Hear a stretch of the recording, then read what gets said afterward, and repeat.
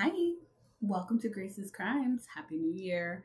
My name is Grace, and my channel is centered around true crimes of passion, panic, and just pure foolishness based on my research. I will also be sharing my personal opinions at the end. So, if you want further information, I encourage you to conduct your own research, form your own conclusions and theories. All the information I'm about to share is on very public media. So if you enjoyed this content, hit the like button and the subscribe button to be the first to know about true crime updates on this channel. So,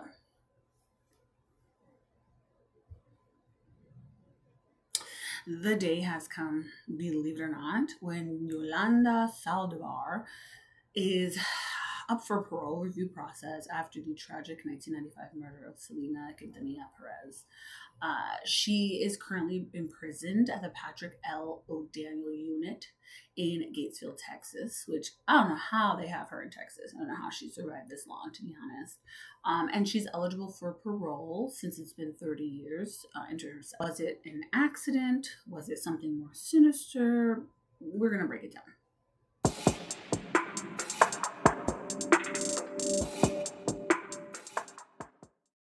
I watched Selena and Yolanda, The Secrets Between Them, on Peacock because I wanted some additional insight on what Yolanda Saldívar's family is alleging are missing pieces to the story.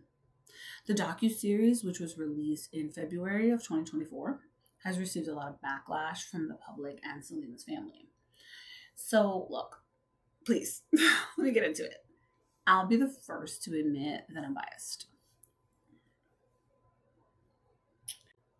I started learning about Selena y los Dinos after she passed away tragically. I was like young. I think I was about 6 or 7 years old in the second grade. And I watched every other Latin classmate drawing roses on the back of their tests, sobbing, crying in every class for the entire remainder of that school year.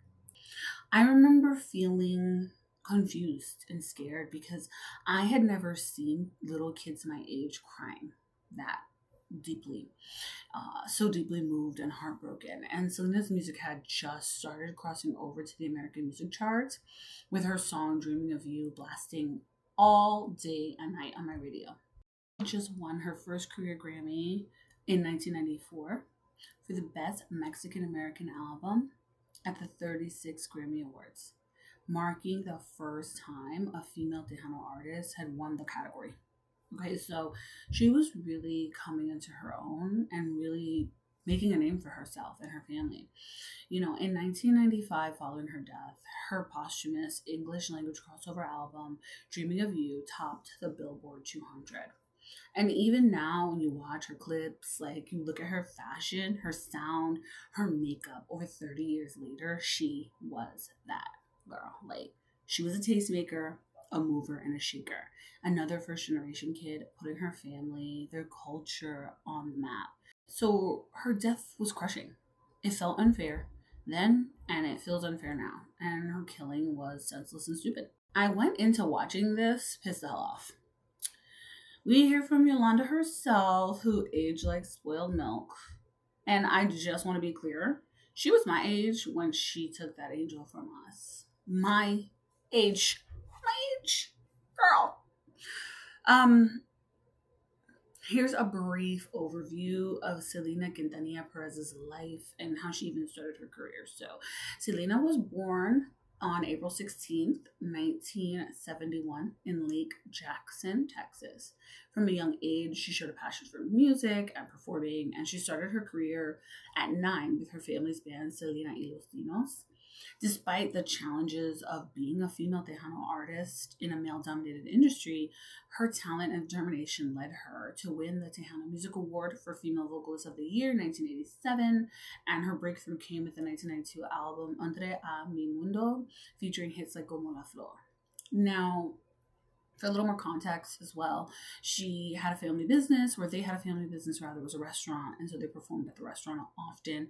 It was her brothers, sisters, father, everybody was involved, and her father was her manager. Her fashion and her style was really coming into its own. Selena's influence extended beyond music into the world of fashion. She's known for bold, glamorous, and often bedazzled outfits that became kind of her signature style.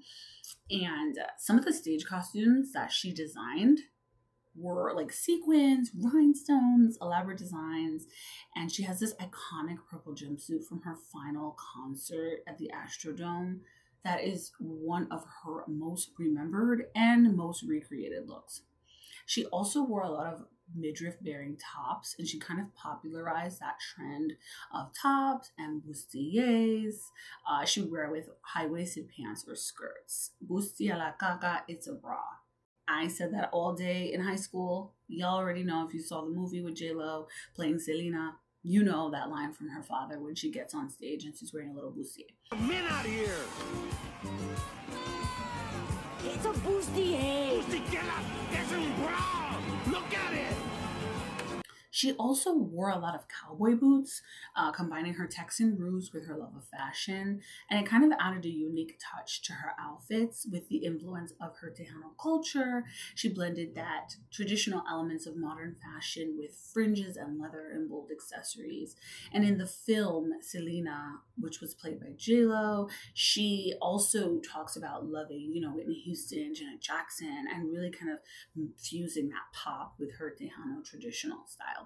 She died at the end of March 31st, and her legacy has continued to inspire fans and artists worldwide. Her sense of style is still celebrated, and her influence can be seen in fashion trends today. She was really a true icon, both on and off the stage, and she left an indelible mark on the world of fashion and music. So let's get into this show. The show breaks down how Yolanda Saldívar came to be on Selena's team, including her niece Tina, who was a boutique manager of Selena's clothing store called Selena, etc. Originally, Yolanda contacted her family about creating and leading a fan club of sorts that would send some of the paying fans merch and other items, and the money from the fan club was going to go to charity. She also worked closely with Selena's sister Suzette and really helped kind of shape the next phases of Selena's career. Let's get into who Yolanda Saldívar was before she became Selena's fan club manager. Okay. She was a former nurse, and she was a huge fan of country music. Tejano music is actually fused with Latin music from Mexico, pop, and also country. So from her family and friends, Yolanda is actually described as somebody who was a Selena fanatic. Okay. Pictures all over her wall, pictures all over her house. She loves her. She attended one of Selena's concerts and actually began repeatedly calling Selena's father, Abraham Quintanilla, about starting a fan club of sorts in San Antonio. So her father gave in to Saldívar's requests, and she immediately becomes the club president. So she talked her way in, all right? Master manipulator, and we will get into that later. But so Saldívar was eventually promoted from being the president of the fan club to being a manager of all of Selena's boutiques, Selena, etc. By 1993, the fan club had reached about 1,500 members in less than 4 years and eventually grew over to 5,000. So it became one of the largest fan clubs in that San Antonio era. And the way that Yolanda describes meeting Selena at a show for the first time, she said she felt like Selena was her friend. Yolanda felt like she was embraced by her and that she wanted her to feel what she felt when she was performing. 20 minutes into the documentary, Yolanda was already claiming that she was innocent and blaming Selena's father for being an opportunist, even at the expense of his daughter's passing. The documentary is a 2-part series that's about 3.5 hours long, so I watched it for you, so you're welcome. Waste of time, because we all know what's going on, okay? But we're going to go through this. Let's just stick with me here. So they go into the fact that, Yolanda was with Selena alone a lot until she became a close confidant and friend. And she was described as one of Selena's close friends who even had a nickname, Buffy, and who kept all her secrets, even from her own family. To me, and I'm going to interject here, it makes you look worse, Yolanda. Okay, because you were part of her inner circle and you were her homegirl. Velvet was her friend. That was probably, one of her only good friends. years into her going from being her manager to her, I guess, confidant and friend and sidekick of sorts, she gets pulled into a meeting by Selena and her father, who were in attendance. I'm not certain who else was in attendance. This was in early March 1995. She'd been working for the family a couple years. And so she said she was confronted by Selena and her father about missing money from the fan club. Remember, the fan club was getting money from fans, and the money was going to charity. Supposedly, Selena was supposed to be doing her taxes. It's March, taxes are in April. And in the documentary, Yolanda says that Selena was there. She was crossing her arms and she was listening, and she was defending Selena profusely. And Selena, in turn, was defending Yolanda profusely. So it was never giving hater. It was never giving fired. It was never giving, we don't know you. Okay.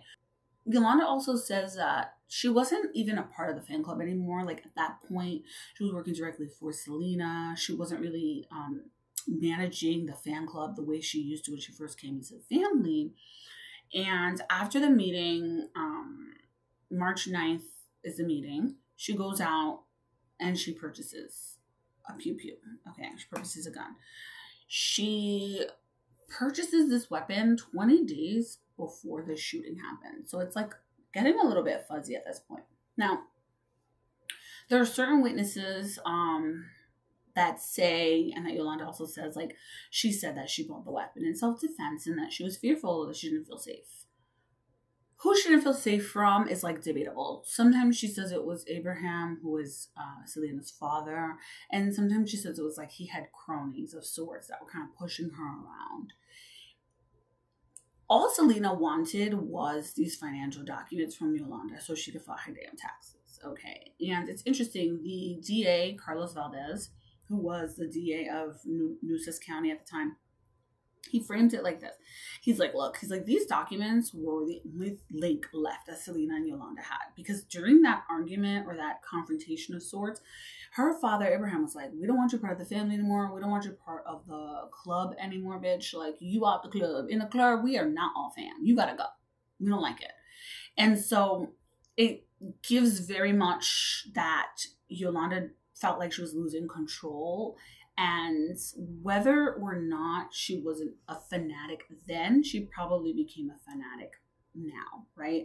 She was already a fan. Like, you can't really sit and say that somebody who was a fan of a celebrity like that and actually getting to work with them wasn't super loyal and dedicated, okay? The way that Carlos Valdez frames it is like, if she kept the records, she kept control of this little bit of the friendship she had left.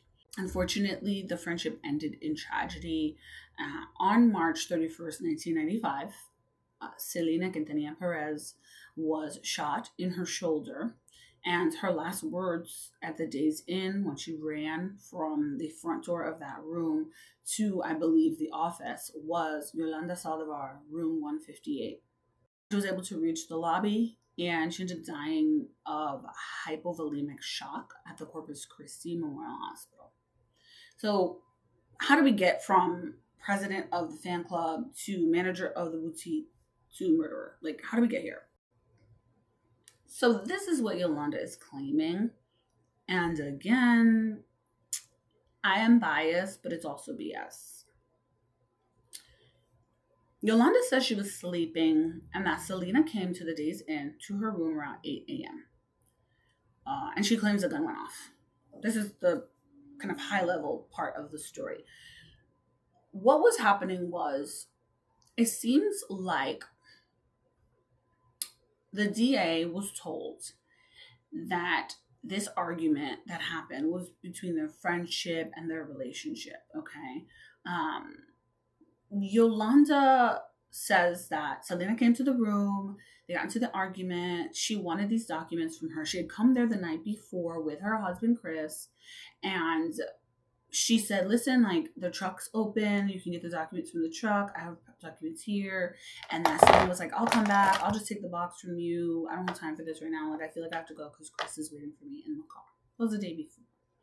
Chris says when they got back together, meaning when Selena came back to the car with the box, it was the same old papers that she'd been asking Yolanda for. Like, she kept giving her the same documents over and over again. So when she went back the next day, she probably came in with an attitude. She probably came in hot. Like, I know she did. Ain't nobody got time. Stop messing with people's money. We get it. And she had a right to. She was her friend. They had that rapport. And also, girl, like, you work for me. At the end of the day, like, this is a business. And you are not going to get employee of the month. Okay? So when Selena comes to the room, Yolanda said, like, what do you want from me? Like, what do you guys want? Your family wants everything from me. What do you want me to off myself? So she said she put the gun to her head. And then Selena turned around and was like, ain't nobody got, girl, bye. Please, enough with the theatrics. And that pissed her off. And then the gun went off. Witnesses say that Selena turned around and that Yolanda walked up to the door and called her a bitch and then shot the gun again. So prosecution went wild during the trial with this, calling her a bitch piece, because they were like, oh girl, we got you, we got it, you're going down. You're done. You're done. When the trigger is pulled, Selena goes to the hospital, she passes away. In the meantime, Yolanda puts herself in the vehicle and she's on a 9-hour hostage situation negotiation, whatever, with this same weapon that she said went off to her head. Girl, why didn't it go off in your hands? Why didn't it go off on your head? Please. Enough. Yolanda, please. So throughout this documentary, her family's got all these documents. Her youngest niece, or her niece Tina, says Yolanda was like the youngest auntie, which I get. Like, I have nieces closer in age to me. I get the feeling that they're your sister, they're your friend. They could never. People listen, you let somebody shenan, they gonna shenan again. So it's very hard because Tina was one of the workers, one of the employees at Selena, etc., which was this fantastic boutique concept. Selena had this like one-stop shop where you could do your nails, your hair, your spa, shop, like do the things, be a girl's girl. Okay, very much very much Selena, but expanded. And the pieces were fly, she was going somewhere with it.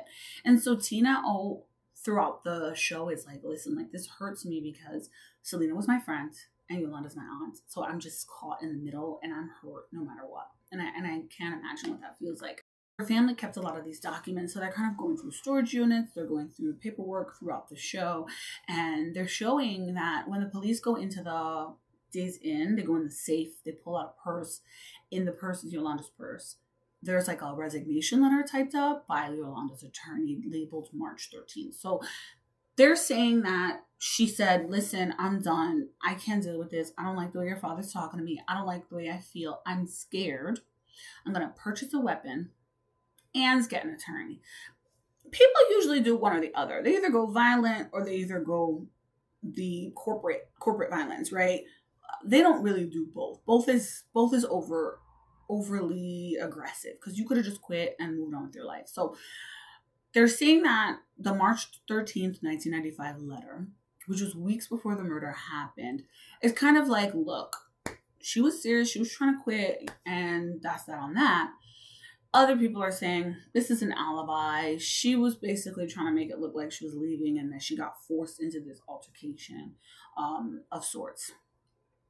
So the police found the letter, and also there's a statement from Chris Perez, Selena's husband and widower, saying he remembers there was some sort of a letter that was either sent to Selena or attempted to be sent to Selena. And Yolanda is also claiming like Selena didn't want her to leave because, her father wasn't going to support this fashion business endeavor without Yolanda's help. So to put it plainly, Yolanda was making it look like in this documentary that they were obsessed with her. That she was this money maker, mover, shaker, and she could not be, they want me to stay and I was trying to leave and oh my God, they love me so much. Yeah. But I think really what it was like, there's a project that needs to be completed. And before it's completed, we need you to finish and then you can leave. When you're about to get replaced or, and at least not fired, but that they're quiet firing you, you start to feel it. And I think Yolanda really put all her eggs in this basket for Selena. And I think she finally felt the pressure of like, they don't want me around anymore, whatever the case may be. And this all came of that. She starts crashing out, is really what it is. The narrative kind of turns a little bit because then they turn Abraham into not wanting anyone near Selena, not wanting anyone to mar this music mogul, this empire he had created. And so that was another narrative Yolanda put out. And she kind of paints him as like the Mexican Joe Jackson. Okay, if you're not familiar with Michael Jackson, Janet Jackson's father, he was seen as a tyrant. Even the photos they show are like very Joe Jackson-esque, and I'll put side by sides in here for you to see. It's very dramatic. So far we've got Yolanda's the best, and they were obsessed with her and didn't want her to leave. She tried to leave and they wouldn't let her. She was doing so good at her job, they couldn't do without her. And here comes another piece of the why.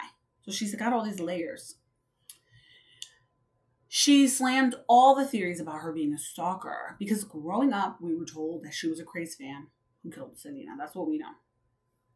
And she says that she used Selena's money to pay herself back and made purchases on the singer's behalf, and that Selena wanted her to write these checks to herself because we were also hiding one more thing. And this was like the kicker for me. I was done after this. Yolanda claims that Selena was making her write checks to herself to help cover up an extramarital affair that Selena was having with this Mexican plastic surgeon named Dr. Ricardo Martinez. You couldn't make me believe that this beautiful girl right here, this gorgeous girl who was so driven, so headstrong, so about her family, so about her new husband. I mean, I don't think she'd been married but a couple of years at this point. Wanted this man, and I will again insert photos of him. And then the doctor, Dr. Ricardo Martinez, when they first started to ask him about this in the very beginning, early stages, 30 years ago, he said it never happened.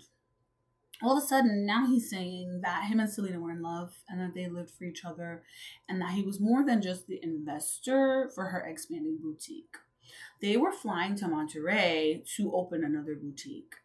And supposedly this guy was introduced to Tina, Saldívar's niece and Selena's employee, along with other people as this investor. Yolanda's saying so much more than that, and that's why they were flying back and forth. So from Yolanda's perspective, she was super deep in it, and she was super stuck and didn't know what to do and was keeping this loyalty to Selena. Yolanda actually says that she told Selena that she bought a gun after the altercation, interaction meeting with her father on March 9th. And that Selena told her, like, don't worry, he's not going to do anything to you, return it. I was a little bit confused about this part because it seems like she did return it and then repurchased it later, where other folks have said she never returned it, but I'm not really certain about that part. So Yolanda claims that she was kept around because she was loyal to Selena, and that others claim it was a clear motive and her ultimate goal was to like end the life of this pop star. Okay, if I can't have you, nobody can, right? By this point, Yolanda was starting to feel threatened and she was in a paranoid state.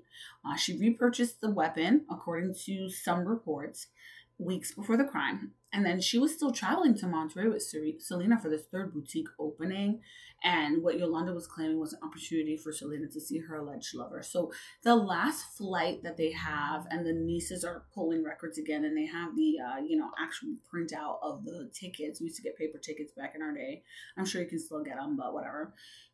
From either March 19th or March 20th of them flying to Monterrey. So, I mean, this is a week before. And there's also recordings of Selena on Yolanda's voicemail being like, hey, it's Selena. You're going to pick up the phone, girl. Like, I guess I'm going to have to see you. You know how expensive this call is from the plane? You going to owe me money. Ha, ha, ha, ha, whatever. So they definitely didn't have a I don't want to see you ever again relationship. But again, Selena needed her for them damn tax records and for her to finish, opening up this boutique. Yolanda might be right in the fact that they needed her, but only for a short time, girl. Not for its infinity, okay? So, day before the shooting, Yolanda says she was assaulted in a fast food restaurant bathroom at a Whataburger. She was with her sister. They were on their way back from the trip with Selena, and some guys came in the bathroom, roughed her up. She came back out. She said, told her sister, I don't want to talk about it. We got to go. I just got assaulted, blah, blah, blah, blah. Years later, somebody from Monterey, a guy named Lorenzo, sent a letter, saying like, I was a chauffeur of that Dr. Martinez guy, and I'm the one who hired the hit on you, the rough and tumble in the Whataburger, and we have been following you. Yolanda talks about a car following her during that time. So she's just paranoid at this point. She's very paranoid. And other reports say that like she got Selena to the hotel that day on the 31st of March because she told Selena she had been assaulted. She told her she'd been SA'd. And Selena took her to the hospital. And she also was able to show Selena like all of these bruises and stuff on her body from this assault that happened in the bathroom. So whether or not the assault happened, it seems like that people are saying, okay, if it happened, like whatever, but it didn't have anything to do with everything else that occurred after the fact. There's never been any substantial evidence to back these affair claims as far as we know. And it really wasn't until the documentary that like people start really getting into it, specifically Yolanda. But it doesn't really do a great job of defending Yolanda. The more that we learn about you, babe, the more that we realize you are a sour apple, okay? It further exacerbates that Yolanda was obsessed with a pop star and is still obsessed with her 30 years later. I think she believes her lies at this point. The official story from Yolanda, right, is that the gun went off.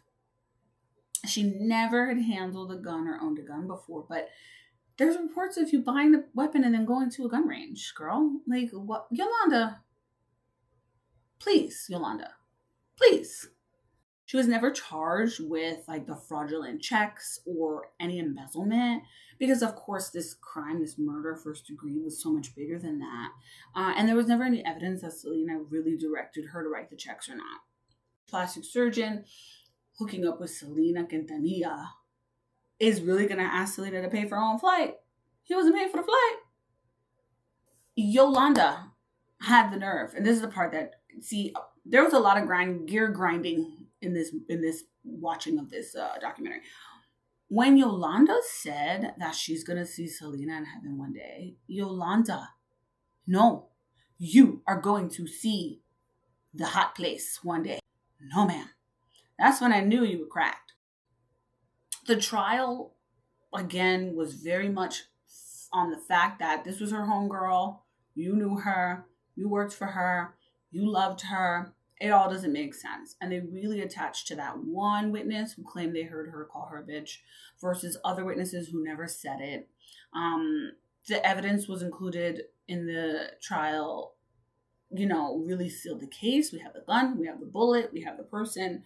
Salvador's outfit on the day that she claimed she was sexually assaulted, which, we don't know if that even happened. We don't have proof of that either.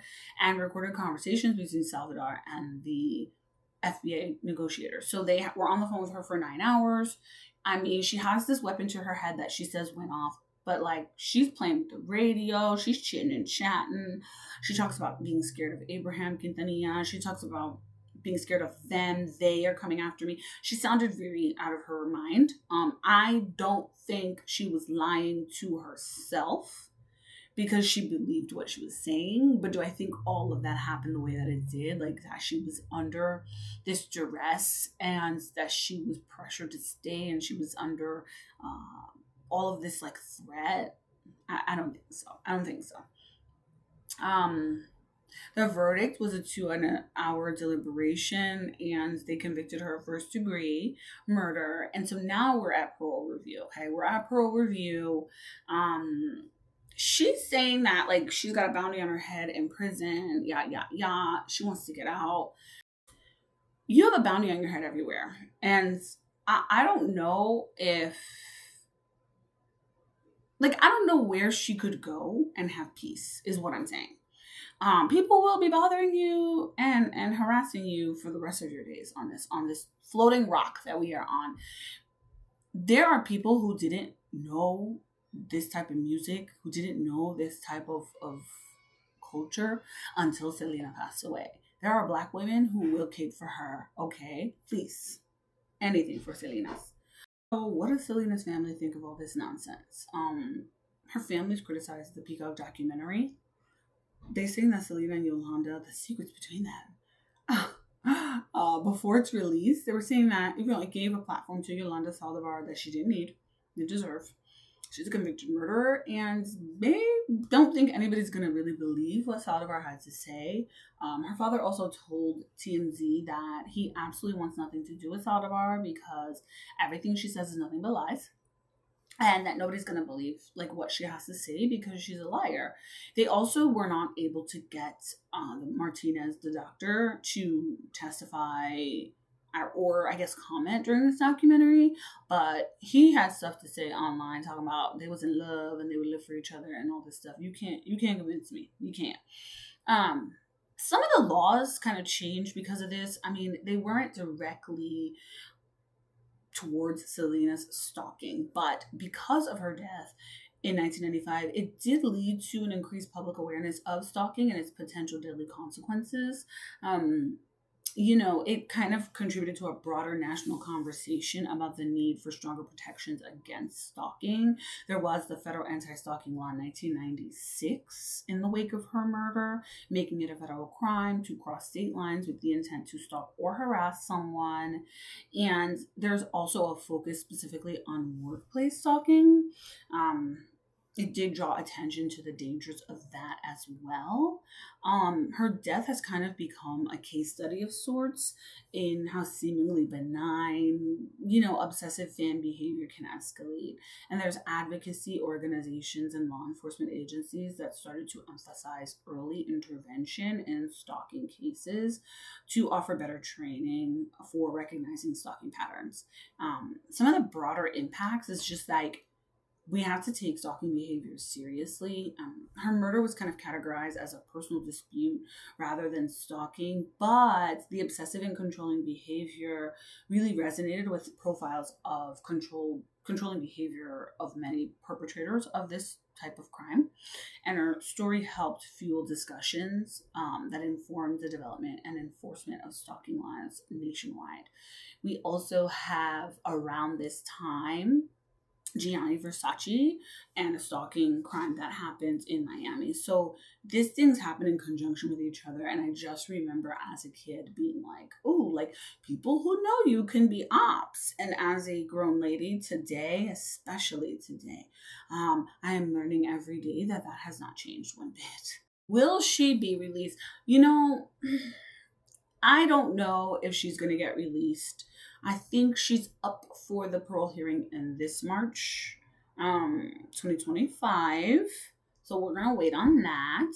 There were some rumors that that Yolanda wanted to work with Shakira upon her release, and people are saying that that's false as well. We're going to see what happens next with Yolanda. Right now, what she's done is she's filed a petition for parole, according to the Texas Department of Criminal Justice online records. And going forward, we're going to find out if her taking the life of this kid, this 23-year-old woman, is even going to, allow her to see the light of day again. The parole process begins about 6 months before the parole eligibility date for the first review. And then there's 4 months before the eligibility date. They're going to review it, have letters of support and protest, and there will be a case summary prepared for the board voting panel. Her review date is March 30th, 2025. If you want to write a letter, you can write a letter. I'm not telling you what to say, but I know what I'm going to say. Freedom of speech. I'm just saying, Selena forever. And if you want to comment, subscribe, please do. I will be putting out as many videos as possible during this new year because I am enjoying talking to all of you about Graceless Crimes. See you in the next video. Bye.